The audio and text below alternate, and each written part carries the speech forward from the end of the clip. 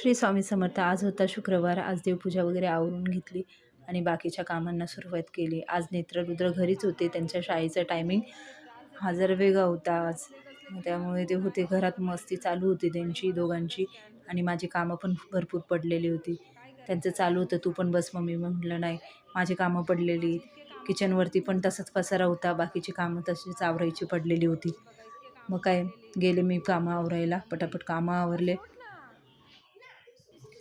दुपारचे कामं आवरून घेतले पटापट. आणि नेत्राने बनवलेलं होतं सँडविच, कसलं बनवलं होतं काय माहिती. आणि मग मी संध्याकाळी परत सगळं आवरलं, झाडझूड केले आणि स्वयंपाकाला लागली. कारण का हा संध्याकाळचा स्वयंपाक आम्हाला लवकर करावा लागतो, कारण का आम्हाला जेवण हे लवकर लागतं संध्याकाळी.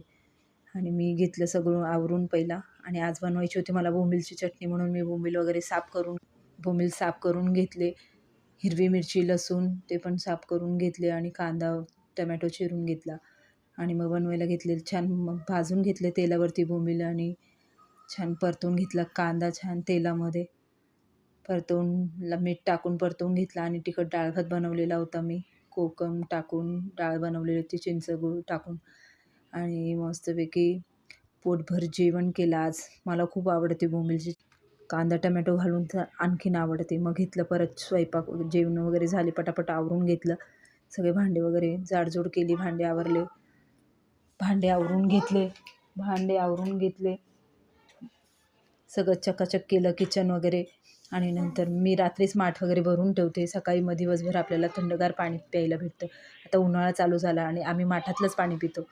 कसा वाटला माझा व्हिडिओ नक्कीच लाईक आणि सबस्क्राईब करा प्लीज. माझे चॅनल फॉलो करा.